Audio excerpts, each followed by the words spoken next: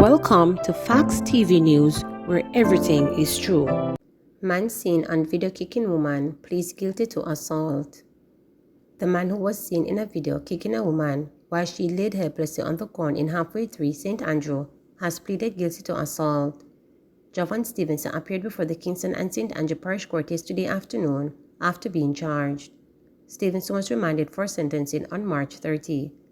The 32-year-old graphic artist was ordered to pay $250,000 in restitution. On Wednesday, Stevenson was recorded assaulting the woman with whom he reportedly shares a child. In the 18-second video clip, he repeatedly kicked the woman while hurling a slew of curse words in her direction. He later fled the scene. Following operations by the police, he was arrested. Meanwhile, Stevenson is also before the court in relation to another case of assault in connection with the woman. The case is set again to be before the court on January 24. Two men in custody after operation in St. James. Two men were taken into custody following the seizure of two firearms in an operation in Maroontown on Saturday. Reports are that a team, supported by the Caribbean Search Center, conducted the targeted operation at two separate premises in the community, during which two 9mm Browning pistols were found concealed in motor vehicles. The identities of the men in custody are being withheld pending further investigations. Massmen attack damaged ATM, cops launch probe.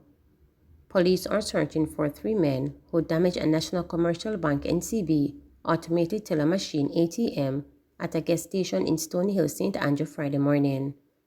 The men reportedly broke into the area where the ATM was with several tools in an unsuccessful attempt to get money from the machine.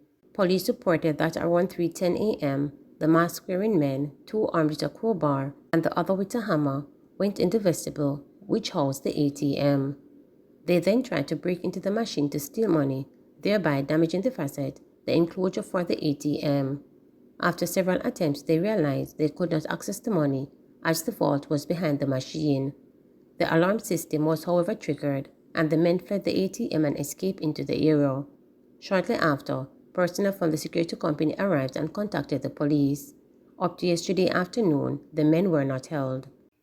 Statement from Prime Minister Andrew Holness on the fraudulent activity at Stocks and Securities Limited, SSL. This morning, I received a general briefing from the Minister of Finance, representatives of the FSC and the FID, the Commissioner of Police, and the Attorney General's Department on allegations of significant fraud at Stocks and Securities Limited, a non-bank financial institution which is of grave national concern. This briefing was important to properly inform and guide any public pronouncements I may make on the matter. Like all Jamaicans, at home and abroad, I am thoroughly disgusted and upset by revelations in the public domain surrounding this matter. I'm very concerned and sympathetic to all those hard-working Jamaicans who at this moment are uncertain of the status of funds they have invested with the institution in question. While every investor's distress must be equally acknowledged, there is a dimension of a heightened public sense of betrayal, which I share, that a national icon who has brought so much pride to all of us is also a victim of the alleged fraud. Having had the benefit of the brief, I can confidently say to the nation that all the relevant government entities are seized of the urgent nature of this matter, the great public concern, and the suffering of the victims. I am satisfied that the entities understand the implications and the potentially complex nature of this matter and the need for transparency, diligence, and prudence in all their operations. The coordination within the law among the various entities was also evident, which is a good sign for efficient and timely action. A thorough investigation is being undertaken to identify the perpetrators and colluders involved in the fraudulent activity with a view to bringing them to justice, as well as to trace the funds and secure forfeiture of assets acquired with the stolen funds.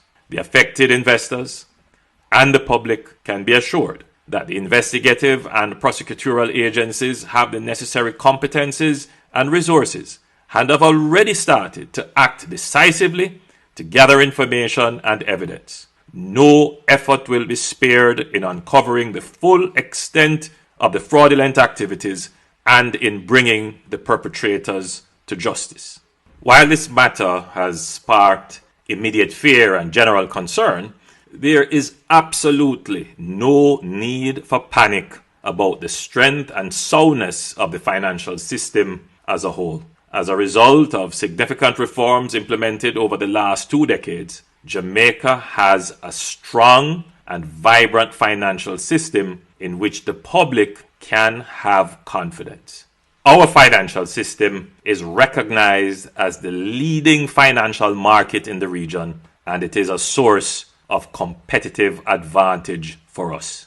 The public can rest assured that the government will be proactive in ensuring that there is accountability and probity in the exercise of public functions, and that our policy and administrative response is effective in continually strengthening the financial sector and protecting the investing public. The Minister of Finance has already indicated that he will update the public on certain policy and administrative actions that the government has already decided to give effect.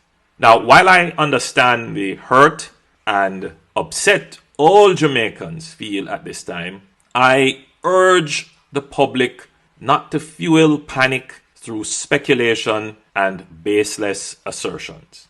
Given the potentially complex and litigious nature of these matters, the government must ensure that it verifies every bit of information it gives to the public. This may sometimes create a short lag in updates and responses. The public should also be aware that for legal and other reasons, the authorities will not always be able to respond to all assertions made in the public domain. This means that the public must exercise caution and patience in how they rely on unconfirmed information. We are aware that there may be persons with narrow agendas seeking to influence markets and investor decisions, promote false narratives, and create instability. Therefore, I have stressed the importance of transparency and accountability to the various government agencies, as this is the only way to secure public confidence.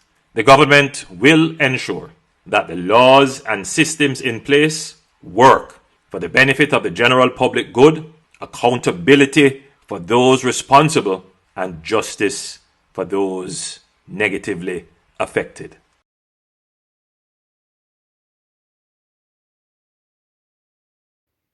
Government not doing enough to address working conditions of security officers, says PNP. People's National Party PNP spokesperson on Labour and Social Security, Dr. Angela Brownberg, says the government is not doing enough to address the working condition of the security officers. She said in a statement that while the PNP welcomes the decision of the government to upgrade the status of security officers providing security services at ministries, departments and agencies through third-party entities, she is disappointed that it will take the Minister of Finance 7 months after the ruling of the Supreme Court in September 2022 to address the changes in status of these officers. The spokesperson said that the security officers who had endured years of abuse and sacrifice should no longer be denied basic rights guaranteed to all Jamaican workers. The decision by the government is a step in the right direction, but it does not go as far as enough, as it leaves all security officers employed in the private sector without protection, said Dr. Brownberg. She added that the implication of the decision is applicable to all Jamaican workers under similar circumstances, and the government has a responsibility to ensure its application to all. As a result, Dr. Brownberg has called for the urgent re-establishment of a joint industrial council from the industry, which she said would be a clear indication of the government's commitment to ensuring that all stakeholders are at the table. The opposition spokesperson further indicated that the Ministry of Labour should ensure that all industrial security companies are compliant by March 30, 2023, after which the Private Security Regulations Authority should be instructed to suspend the license of all non-compliant companies. Please remember to subscribe, like, share, and